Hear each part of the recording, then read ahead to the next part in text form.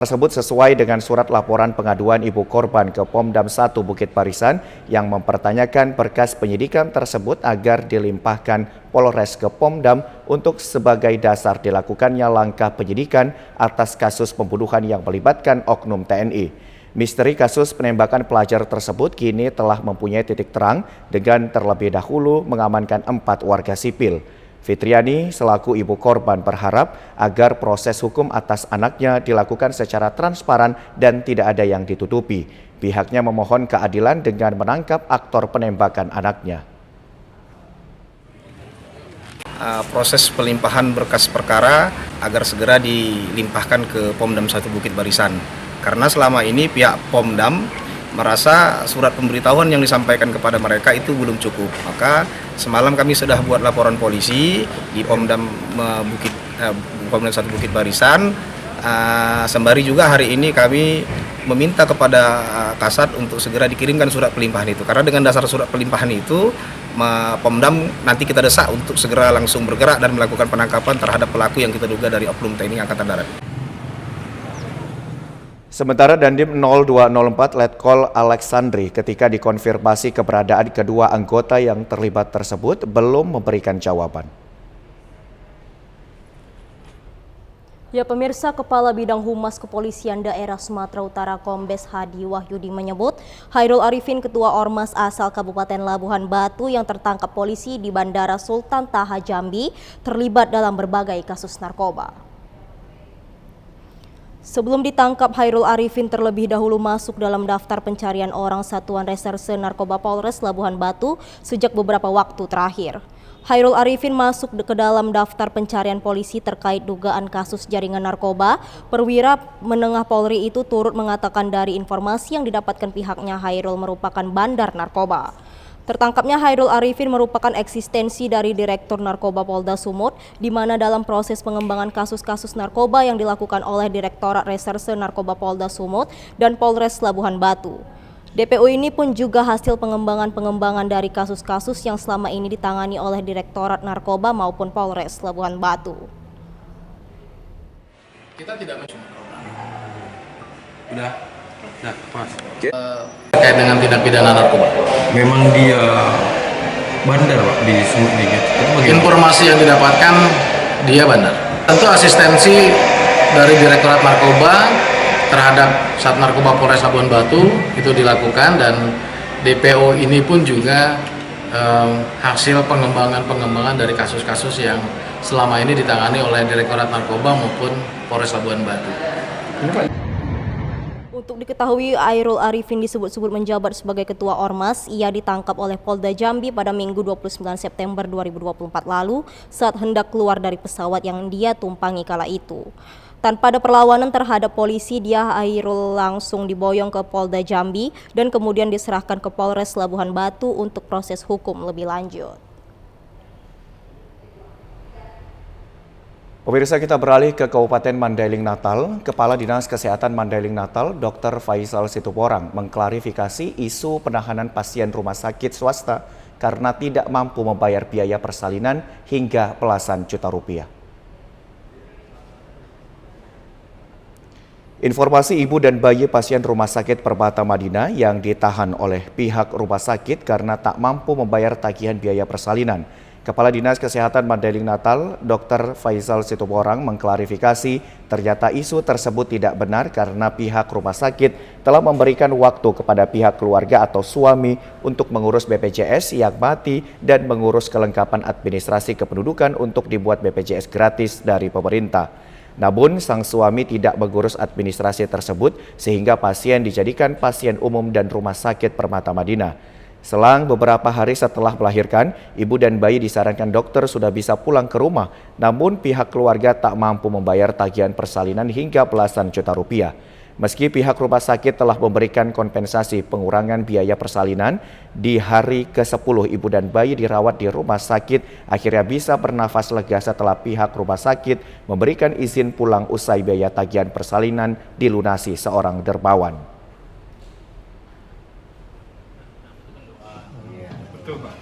Pasien itu memang selama proses perawatannya habis dia sesar lebih kurang 8 hari Definisi ditahan saya rasa tidak, karena sorenya setelah ada orang hamba Allah yang membayarkan kepada pasien itu langsung pulang, dan memang pasien itu selama itu sudah diperbolehkan pulang selama 8 hari itu, jadi tidak ada jeda mungkin selama beberapa hari yang menahan pasien itu.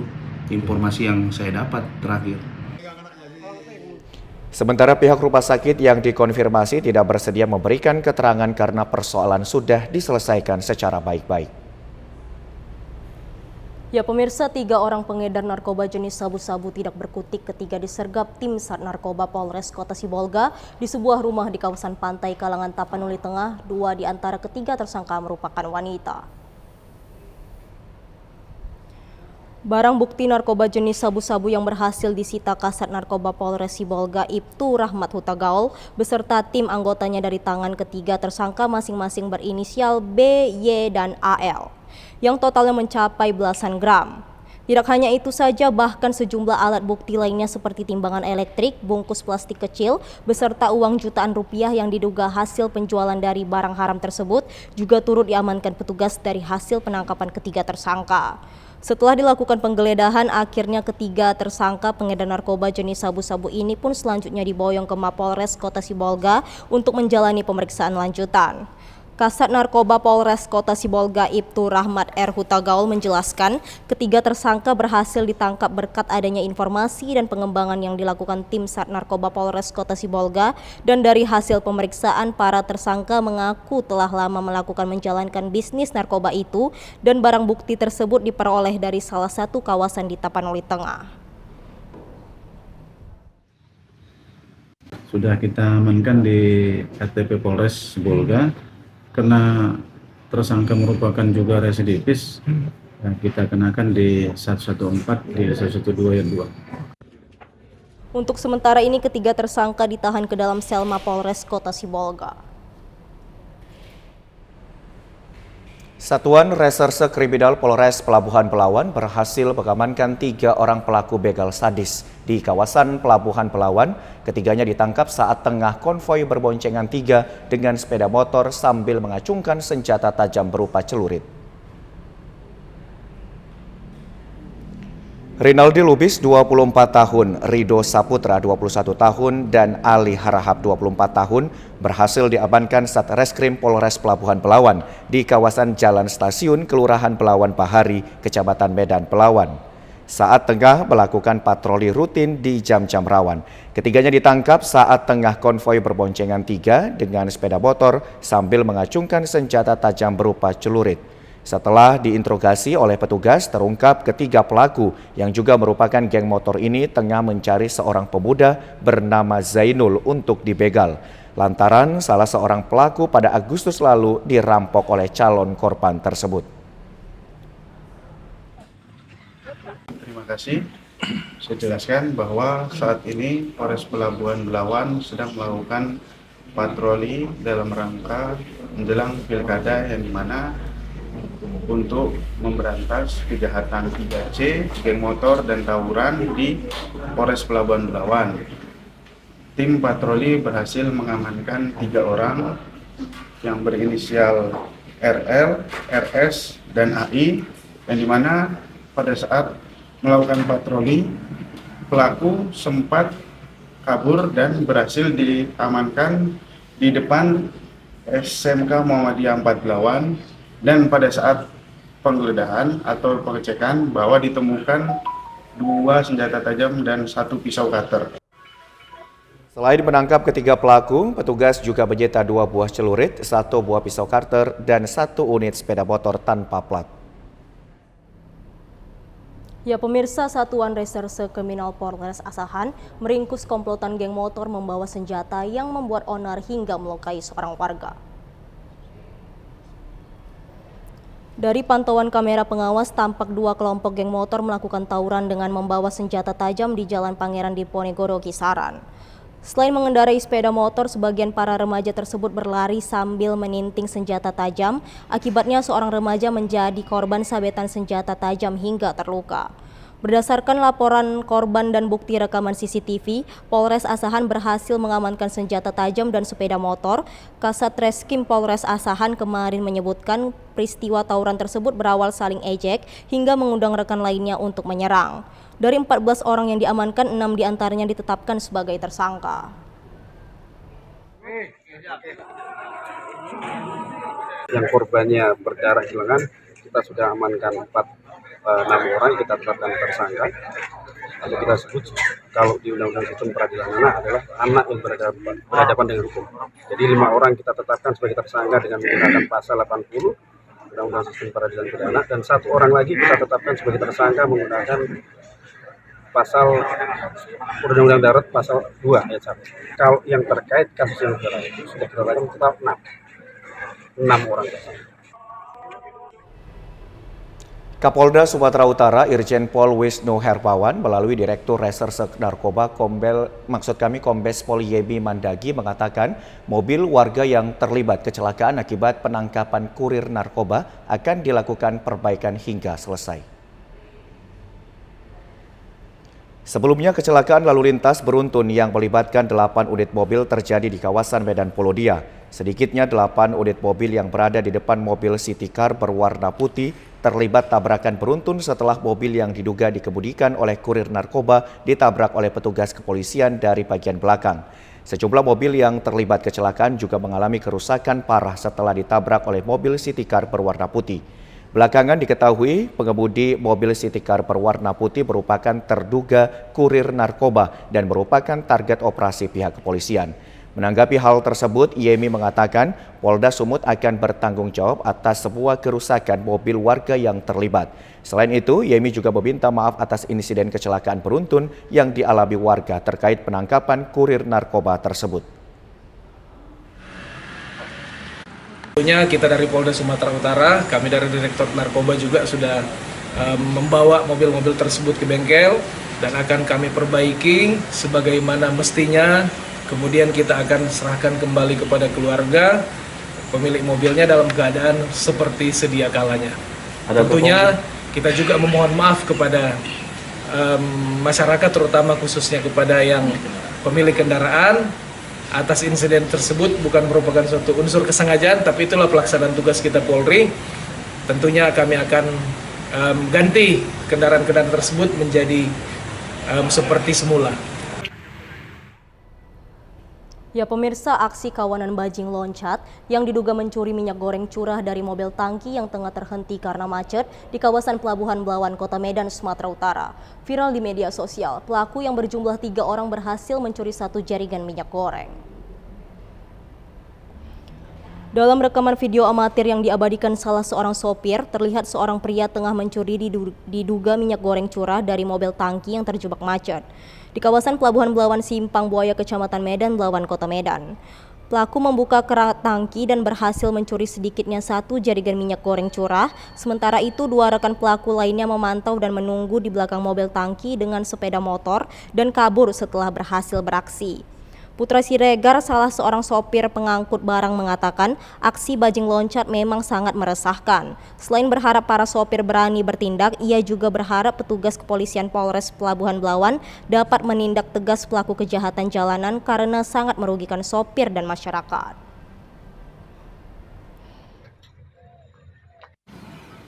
Sangat meresahkan bang, ya kan? Kalau bisa pun kita pasti langsung kita tangkap aja, langsung kita pegang, pasti langsung kepada yang berwajib kan bang. Nah, karena kita pun nggak mungkin kita nomboi bang, orang itu ngambil kita nomboi ya kan, kasihan juga seperti yang lain ya kan bang.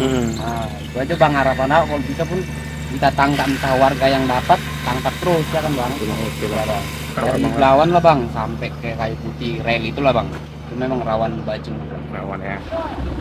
Aksi bajing loncat di kawasan Pelabuhan Belawan ini sering kali terjadi. Para sopir pengangkut barang dagangan berharap para pelaku ditangkap dan dihukum maksimal.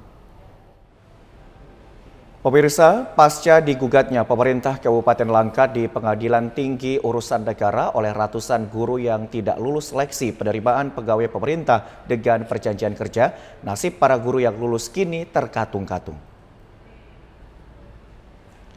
Kondisi ini tentunya membuat para guru yang lulus seleksi sebanyak 700 orang lebih merasa khawatir karena hingga saat ini meski surat keputusan sudah diterima dari Kementerian Aparatur Sipil Negara namun belum juga menerima gaji.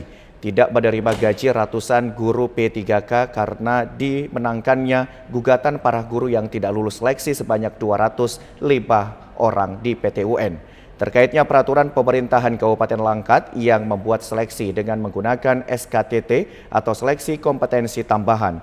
Putusan PT UN ini tentu saja tidak membuat SK para guru yang telah lulus gagal dan ditangguhkan karena pemerintahan Kabupaten Langkat akan melakukan banding sehingga kisruh penerimaan seleksi pegawai pemerintah dengan perjanjian kerja kini semakin berlarut. Menyikapi hal tersebut, para guru yang lulus seleksi kemarin sore mendatangi kantor Bupati Langkat guna mempertanyakan nasib mereka. Salah seorang guru, Dedi, mengatakan meski sudah menerima SK dari pemerintah, namun hingga kini belum ada kejelasan, bahkan gaji juga belum diterima. Kami para guru-guru yang lulus P3K tahun 2023 yang lalu mendatangi kantor Bupati Langkat, yaitu terkait masalah SK yang sudah kami terima, namun sampai saat ini kejelasan kedudukan SK kami ini mau kami kuatkan lagi sampai di mana. Karena apa? Kita tahu prosesnya di PT UN kita kalah, tapi hanya sebagian, tidak semuanya kita kalah. Jadi kami mengharap dan menghimbau ataupun bekerjasama dengan pihak Pemkab untuk segera banding agar kedepannya Pemkab juga kembali marwahnya. Dalam tuntutannya, PJ Bupati Langkat untuk menjalankan putusan PT UN, yaitu membatalkan hasil pengumuman P3K tahun 2023 dan mengumumkan ulang sesuai dengan hasil CAT BKN dan meminta agar menghentikan kriminalisasi terhadap guru-guru honorer yang memperjuangkan nasibnya. 10 hari hanyut tenggelam, akhirnya jasad Adlin warga Tanjung Balai ditemukan nelayan di perairan Pulau Pandang, Kabupaten Batubara, Kamis 3 September 2024. Beginilah tim Basarnas Tanjung Balai Asahan saat mengevakuasi jasad Adlin warga Perumnas Batu 5 Kota Tanjung Balai. Pria berusia 52 tahun tersebut sebelumnya terjatuh dari kapal nelayan kilometer Marco Polo 5 saat kapal mereka hendak bersandar di pelabuhan Bagan Asahan Selasa 24 September 2024 lalu. Saat itu korban bersama 9 orang rekannya pulang mencari ikan di laut. Setibanya di dekat pelabuhan kondisi air surut sehingga kapal tidak bisa bersandar ke pinggir. Korban bersama 4 rekannya melompat dari kapal, namun naas korban terjatuh dan hanyut tenggelam. Sementara 4 orang rekannya berhasil selamat. Komandan Pos SAR Tanjung Balai Asahan Romi Ersa mengatakan jasad ditemukan dalam kondisi mengambang di laut sekitar 25 mil dari awal pertama korban terjatuh. Usai dievakuasi, jasad korban dibawa ke dermaga Panton Asahan, selanjutnya diserahkan ke pihak keluarga. Kronologi hilangnya korban KM Marco Polo 5 orang ini mau ke darat. Kebetulan air sedang surut, kandas, jadi mereka ke darat hendak mau beli makanan. Jadi 4 orang ini selamat ke darat, 1 orang hilang. Operasi SAR sudah kita lakukan selama 7 hari pencarian, selesai namun tidak diketemukan. Dan tadi di hari ke-10 kita mendapat info dari nelayan bahwasannya ada korban yang hanyut di sekitar perairan Pulau Pandang. Alhamdulillah kita ketemukan korban dalam keadaan meninggal dunia, kita evakuasi dan kita bawa ke rumah duka. Diduga depresi, seorang pemuda yang belum diketahui identitasnya nekat memanjat tower milik Telkomsel, tepatnya di belakang kantor Desa Bandar Tengah, Kecamatan Bandar Kalipa, Kabupaten Serdang Pedagai. Aksi pemuda tersebut mengundang perhatian masyarakat setempat. Personil Polsek dan anggota Koramil 12 Bandar Kalipa kemudian menghubungi pihak Damkar Kabupaten Sergai dan Basarnas Provinsi Sumatera Utara untuk mengamankan pria tersebut dari atas tower. Wakapolsek Bandar Kalipa Ibda Budi Santoso mengatakan mendapat informasi dari warga sekitar pukul 5 sore bahwa ada seorang warga yang tidak dikenal nekat memanjat tiang tower milik Telkomsel dengan ketinggian sekitar 75 meter. Selama 8 jam di atas tiang tower terjadi hujan deras sehingga pukul 23.30 WIB ia turun sendiri dan hendak melarikan diri. Pemuda tersebut langsung dikejar warga dan berhasil diamankan personil Polsek Bandar Kalipah. Ada seorang warga yang tidak dikenal, tiba-tiba sudah di atas tower. Jadi sampai detik ini pukul 20.00 WIB belum turun juga. Namun upaya-upaya kita sudah memanggil pihak damkar dari Serge, mengingat kalau kita mau memanjat towernya cukup tinggi dan kita juga tidak ada memiliki peralatan. Jadi demi keamanan kita menunggu rekan-rekan dari damkar yang mempunyai peralatan, Pak. Setelah ditelusuri, pemuda tersebut bernama Arif Pratapa, 23 tahun, warga Pasar 3 Dusun 12 Desa Payalombang, Kecamatan Tebing Tinggi, Kabupaten Serdang Pedagai. Ya pemirsa, kami akan segera kembali usai jeda pariwara berikut ini. Tetaplah bersama kami di Sumatera Utara hari ini.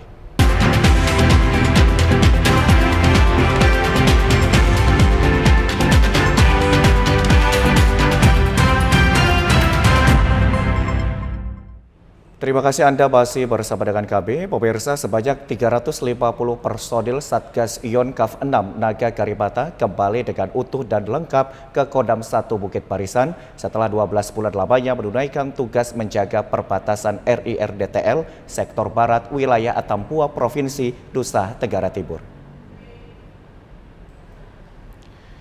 Upacara penyambutan Satgas Batalion Kavaleri 6 Naga Kalibata di Pelawan yang tiba dengan KRI Teluk Manado 537 di dermaga 103 Pelawan itu dipimpin langsung oleh Pangdam 1 Bukit Barisan Maijen TNI Muhammad Hasan. Pangdam 1 Bukit Barisan dalam amanatnya menyampaikan upacara penyambutan ini sebagai rasa hormat dan bangga sekaligus sebagai wujud rasa syukur serta penghargaan komando kepada prajurit yang tergabung dalam Satgas Pamtas Darat Republik Indonesia Republik Demokrasi Timur Leste tahun 2023 yang telah menunjukkan dedikasi tinggi dalam melaksanakan tugas secara profesional.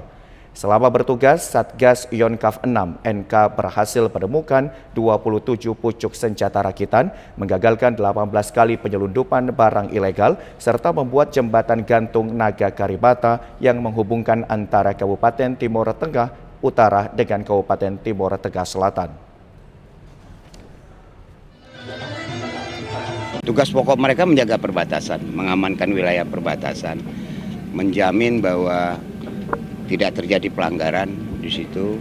Tentu saja negara kita ini pasti lebih baik kan keadaannya.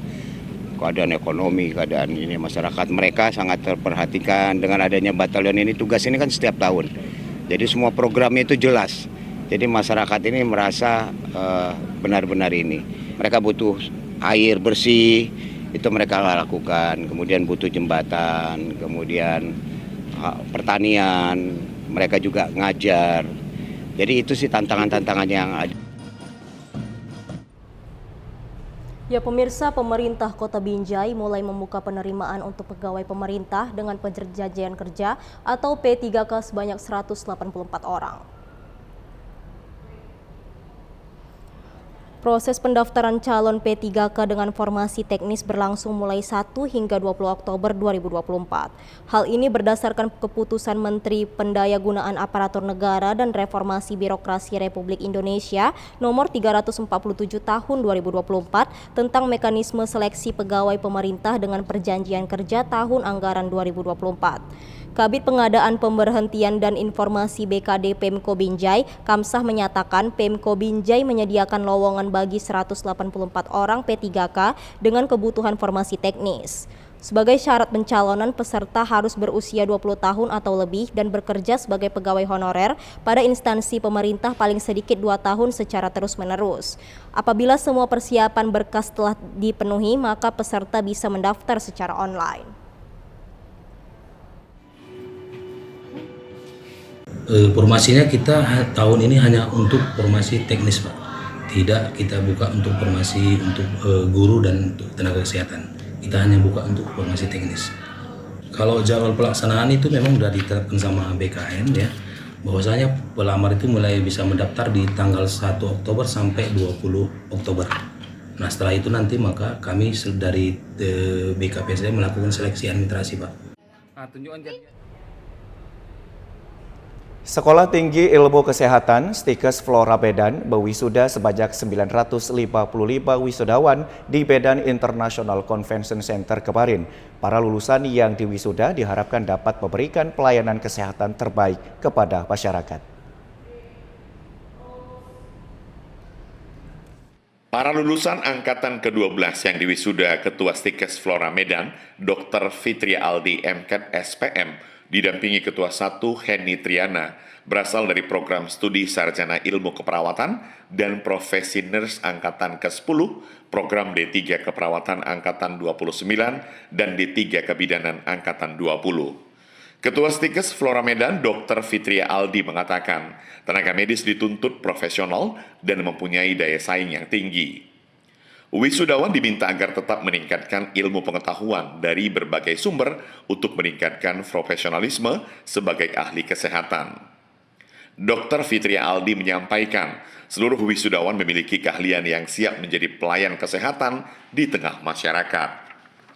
Stikes Flora Medan melakukan berbagai inovasi agar para wisudawan dapat menyelaraskan ilmunya dengan perkembangan yang ada. Stikes Flora Medan senantiasa melahirkan lulusan yang mampu menjadi garda terdepan dalam memberikan pelayanan kesehatan dan selalu sigap dalam menjalankan tugas. Kepala LL Dikti Wilayah 1 Sumatera Utara, Profesor Saiful Anwar Matondang mengatakan, banyak sarjana kesehatan yang belum menerapkan aplikasi pelayanan untuk mempermudah para pasien berobat. Lain halnya dengan negara maju yang lebih mengutamakan pelayanan. Dikatakan para medis seharusnya bertugas melayani pasien, bahkan mentalitas juga harus terpanggil untuk mempraktekkan pelayanan yang baik itu. Menurut Saiful Anwar Matondang, belajar otodidak bisa dilakukan melalui buku-buku dan internet. Karena setelah tamat, tidak ada lagi dosen dan teman diskusi untuk membicarakan berbagai hal menyangkut tugas-tugas yang terkait dengan pengetahuan dan keterampilan. Kepala Seksi Alkes dan PKRT Bidang Sumber Daya Kesehatan, Dinas Kesehatan Provinsi Sumatera Utara, Dahwan SKM MKM mengatakan, sebagai tenaga kesehatan, wajib mengikuti uji kompetensi untuk memperbaiki diri dan senantiasa meningkatkan profesionalitas dan kompetensi serta kualitas dengan berbagai peningkatan jenjang pendidikan, baik melalui workshop, pelatihan, dan seminar-seminar untuk meraih jenjang pendidikan yang lebih tinggi. Ya pemirsa, Kepala Badan Pengawasan Obat dan Makanan Republik Indonesia menekankan pentingnya obat yang aman dan berkhasiat sehingga obat-obatan Indonesia memiliki daya saing sekaligus dapat meningkatkan kesehatan bagi masyarakat. Balai Besar Pengawasan Obat dan Makanan BPOM membangun fondasi untuk kekuatan 3 pilar pengawasan obat. Kepala Balai POM Republik Indonesia berkomitmen mendukung penguatan kemandirian industri farmasi dalam negeri melalui asisten regulatori yang intensif dapat berkembang lebih baik dan mampu bersaing pada tingkat global. Hal ini merupakan upaya bersama untuk menyediakan obat-obatan bermutu bagi seluruh masyarakat. Sejalan dengan itu, BPOM juga mengedepankan percepatan perizinan dan sertifikasi dengan tetap memperhatikan standar keamanan dan mutu obat. Proses itu diharapkan dapat mempercepat penyidikan obat yang aman, berkhasiat, dan bermutu di seluruh wilayah Indonesia yang bermuara pada jaminan terhadap kesehatan masyarakat. Kolaborasi lintas sektoral untuk keberhasilan pengawasan tergantung pada kekuatan 3 pilar, yakni pelaku usaha, pemerintah, dan masyarakat. Pelaku usaha pemegang izin edar mempunyai tanggung jawab menjamin produk obat yang dihasilkan agar selalu memenuhi persyaratan keamanan. Sementara pemerintah sebagai regulator menetapkan standar, kriteria maupun peraturan atas produk yang beredar, melakukan pengawasan baik sebelum beredar di free market dan post market. Sedangkan masyarakat sebagai konsumen merupakan mitra dalam melakukan pengawasan melalui survei bermanfaatan. Untuk obat generik, total generik. Nah, dengan melihat total tadi, aset yang perputaran uang untuk per tahunnya itu sekitar 100 sampai 120 triliun. Nah, dalam konteks hitungan saya, itu sebetulnya masih sangat kurang. Kenapa? Karena jumlah penduduk kita besar, 282.477.000 penduduk kita sangat besar, dan itu akan tumbuh lagi. Dalam waktu 10 sampai 15 tahun ke depan, penduduk Indonesia sudah menembus 300 juta. Kepala BPOM RI menegaskan bahwa keamanan khasiat dan mutu obat adalah hal yang tidak dapat dikompromikan. Oleh karena itu, BPOM senantiasa memberikan asistensi regulatori kepada industri farmasi, terutama obat yang masih diteliti di laboratorium dengan tahapan uji praklinik terhadap hewan hingga uji klinik bagi manusia sampai pada tahapan proses perizinan registrasi dan sertifikasi. Pemirsa, kita beralih ke Kabupaten Batubara. Penampakan sejumlah buaya di aliran Sungai Dalu-Dalu, Kabupaten Batubara, meresahkan warga sekitar. Warga khawatir keberadaan hewan buas tersebut dapat mengancam keselamatan mereka. Beginilah penampakan buaya yang tertangkap kamera saat sejumlah pekerja sedang melakukan survei untuk perbaikan tanggul Sungai Dalu-Dalu di Desa Sukaraja, Kecamatan Air Putih, Batubara. Penampakan buaya di Sungai Dalu-Dalu bukan sekali ini saja terjadi. Sebelumnya sejumlah warga melaporkan telah melihat buaya beberapa kilometer di bawah bendungan Sungai Dalu-Dalu.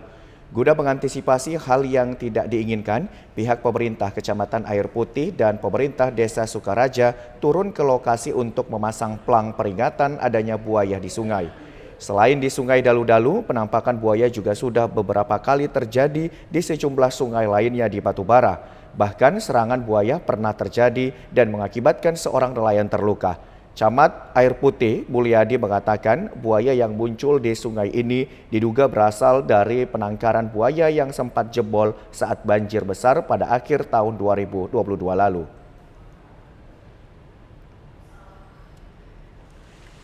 Lanjuti laporan masyarakat terkait dengan penampakan buaya, ada beberapa ekor di wilayah Sukaraja.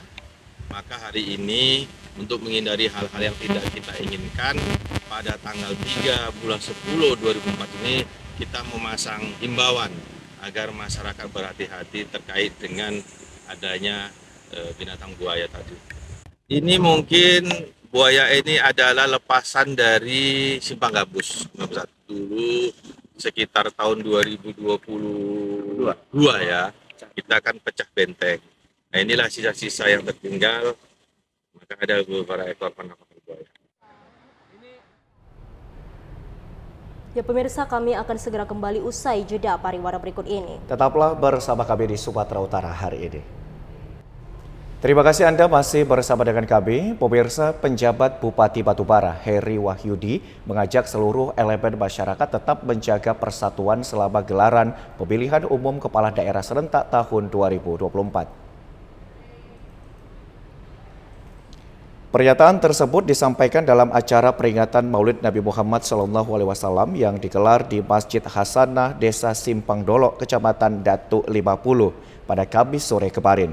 Penjabat Bupati Batubara dalam sambutannya mengimbau seluruh masyarakat jangan terpecah belah walau beda pilihan dalam pilkada. Menurutnya, semua pasangan calon di pilkada adalah orang-orang baik.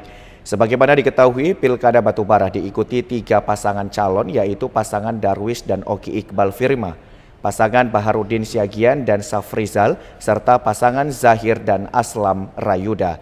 Acara Maulid diakhiri dengan tausiah agama dan doa bersama untuk keselamatan bangsa dan kesuksesan Pilkada tahun 2024. Ya pemirsa, Badan Pengawas Pemilu Kota Binjai menggelar kegiatan penguatan kapasitas pengawas Pilkada 2024 yang diikuti pengawas kecamatan dan pengawas kelurahan se-Kota Binjai. Kegiatan ini bertujuan untuk mensukseskan tahapan Pilkada yang sedang berjalan. Kegiatan penguatan kapasitas pengawas Pilkada 2024 diikuti oleh seluruh Panwaskam dan Panwas Kelurahan Kota Binjai. Penguatan kapasitas pengawas Pilkada ini bertujuan untuk mensukseskan tahapan yang sedang berjalan, yaitu kampanye dan rekrutmen petugas TPS sehingga dapat berjalan lancar hingga pada saat pencoblosan nantinya di tanggal 27 November 2024. Hal itu disampaikan Ketua Bawaslu Kota Binjai Muhammad Yusuf Habibi saat ditemui di sela-sela pelaksanaan kegiatan tersebut terkait soal rekrutmen calon pengawas TPS nantinya. Habibi berharap petugas yang diterima harus benar-benar mengerti dengan aturan-aturan berlaku sehingga calon pengawas TPS yang diterima memang benar-benar memiliki SDM yang mumpuni sesuai standarisasi. Nah, terkait rekrutmen ini, agar nanti rekap-rekap hasil perolehan suara itu tetap bisa terangkum dengan baik dan benar. Itu kiranya butuh SDM yang mumpuni, memenuhi standarisasi untuk menjadi petugas di TPS. Makanya perlu ada penyampaian terhadap Panwascam dan PKD kita, pengawas kelurahan desa, untuk merekrut SDM di tingkat TPS itu yang memenuhi standar regulasi. Minimal dia memang paham tentang aturan main dan menguasai teknologi, karena dalam pelaksanaan ini kita menggunakan aplikasi. Komisi Pemilihan Umum Daerah KPUD Kabupaten Deli Serdang menggelar rapat koordinasi penerimaan desain bahan kampanye serta penentuan lokasi dan jadwal rapat umum pada pemilihan Bupati dan Wakil Bupati Kabupaten Deli Serdang tahun 2024. Dalam rapat koordinasi ini membahas terkait pengajuan desain bahan kampanye yang nantinya akan dicetak oleh KPU Deli Serdang. Selain itu juga membahas lokasi dan jadwal kampanye agar tidak bersamaan waktu dan tempat untuk kampanye terbuka. Ketua Divisi Umum Keuangan dan Logistik Relis Yanti Panjaitan menjelaskan bahwa tahapan kampanye pemilihan sudah dimulai pada tanggal 25 September sampai 23 November tahun 2024. Dalam tahapan kampanye ini, pihak KPU sudah menentukan lokasi untuk kampanye terbuka dan juga tertutup. Pasangan calon boleh berkampanye dengan metode pertemuan terbatas, pertemuan tatap muka, dan dialog, debat publik atau debat terbuka antar paslon.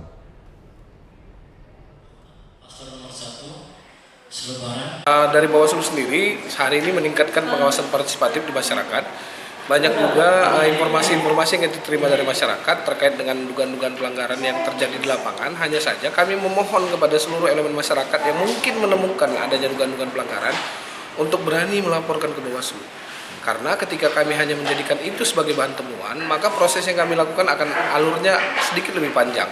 Kita harus menentukan lokasi titiknya di mana, mencari tahu dan segala macamnya, sehingga alangkah lebih sulit ketika memang itu ada pihak yang mau melaporkannya, itu prosesnya akan sedikit lebih cepat. Sementara itu, Ketua Bawaslu Deli Serdang, Febriandi Ginting, mengatakan dalam tahapan kampanye kali ini, ketiga pasangan calon sudah diatur pihak KPU Deli Serdang, lokasi untuk kampanye terbuka maupun tertutup. Untuk itu, pihak Bawaslu Deli Serdang akan hadir dan melakukan pengawasan dan akan memanggil pasangan calon yang melakukan kampanye tidak sesuai dengan regulasi yang sudah ditetapkan undang-undang.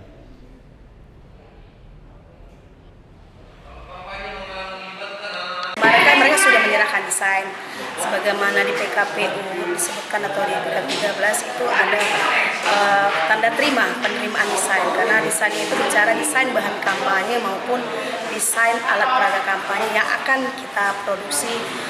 Sebagai diketahui itu yaitu spanduk nanti kita cetak untuk masing-masing paslon 394 masing-masing paslon, dan yang akan dipasang di desa, dan dipasangnya itu sesuai dengan keputusan kita di tempat-tempat titik yang sudah disebutkan bagaimana keputusan kita.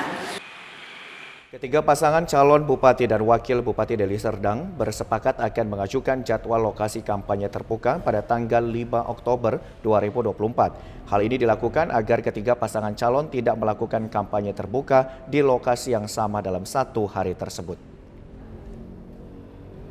Ya pemirsa, sebagai termohon KPUD Labura tidak dapat memberi jawaban pemohon Bapaslon Bupati dan Wakil Bupati Ahmad Rizal dan Darno terkait ijazah paket C calon bupati. Acara musyawarah sidang gugatan pilkada yang digelar oleh Bawaslu Kabupaten Labuhan Batu Utara ditunda. Sidang mediasi terbuka pertama sengketa pilkada digelar di Aula Kantor Bawaslu di Jalan Persaudaraan 2 Kota Ekanopan merupakan kelanjutan dari musyawarah atau sidang mediasi tertutup sengketa pilkada pada hari Selasa yang lalu. Terkait ketetapan KPUD Labura menyatakan bahwa ijazah paket C calon Bupati Ahmad Rizal tidak memenuhi syarat mendaftar sebagai calon bupati dan wakil bupati Labura, dan secara otomatis tidak ikut serta dalam kontes pilkada serentak tahun 2024. Meskipun Bawaslu mengundang pemohon dan termohon hadir pada musyawarah atau sidang mediasi terbuka yang dipimpin oleh Ketua Bawaslu sebagai Ketua Majelis didampingi 2 komisioner Bawaslu serta Bapaston bersama penasihat hukum yang membacakan permohonan pemohon di dalam sidang, dan juga dihadiri oleh 3 orang komisioner KPUD Labura sebagai termohon. Ketua Bawaslu Labura Maruli Sitorus menjelaskan bahwa pada musyawarah atau sidang gugatan pilkada yang pertama di mana pemohon membacakan isi permohonan dan KPUD Labura sebagai termohon juga membacakan jawaban pemohon. Namun karena KPUD Labura tidak dapat menjawab permohonan ke pemohon, maka Bawaslu Labura memberi kesempatan kepada KPUD Labura untuk menyiapkan jawaban pemohon. Sementara musyawarah atau sidang tersebut ditunda hingga 5 November 2024 mendatang. Dan sekaligus masing-masing pemohon dan termohon melengkapi bukti dan menyerahkan bukti kepada Bawaslu pada sidang akan datang.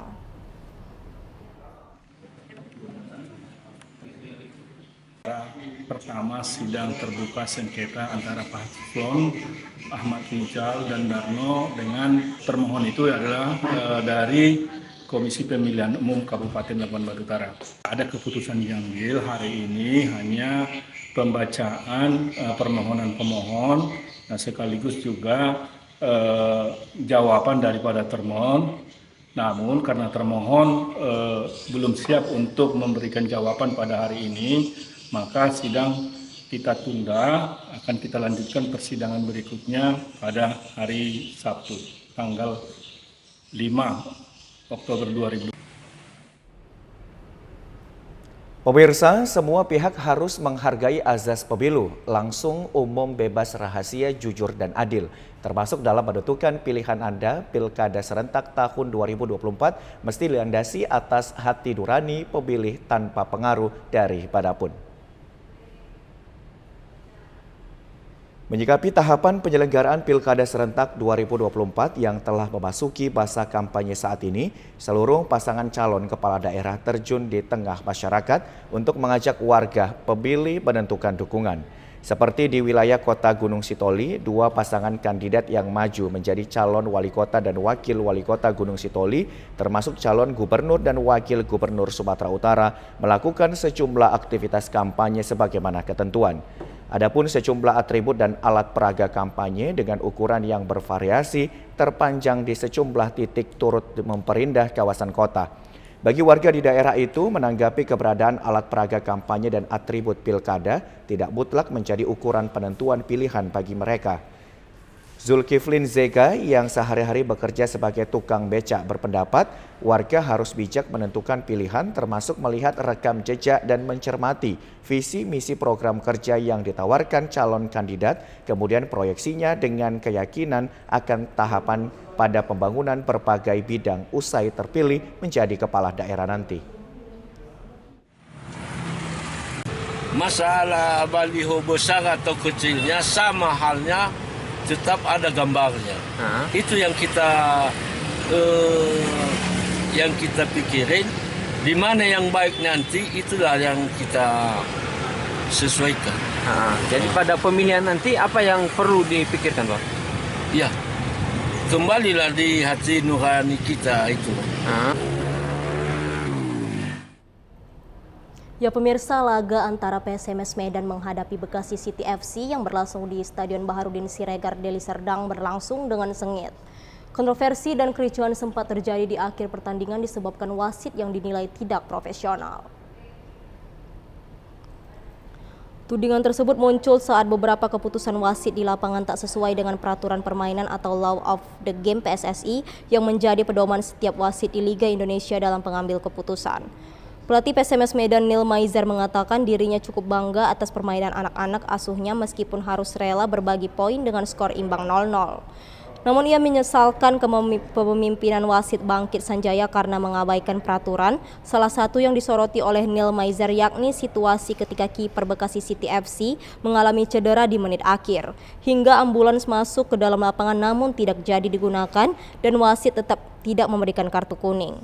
Padahal menurut aturan Law of the Game, Wasit harus mengambil keputusan memberikan kartu kuning kepada pemain yang cedera jika ternyata masih dapat melanjutkan pertandingan. Itu kan ambulans sudah masuk. Bisa datang ini, ambulans sudah masuk. Tapi nggak jadi. Di pertanyaan saya, kenapa diputuskan belum masuk? Yang kedua, kalau memang udah keluar, kenapa nggak dikasih kartu kuning? Itu aja. Mudah-mudahan ini dapat jawaban. Bisa ada video nanti. Kenapa nggak kasih kartu kuning? Dipanggil wasitnya dia diam-diam aja.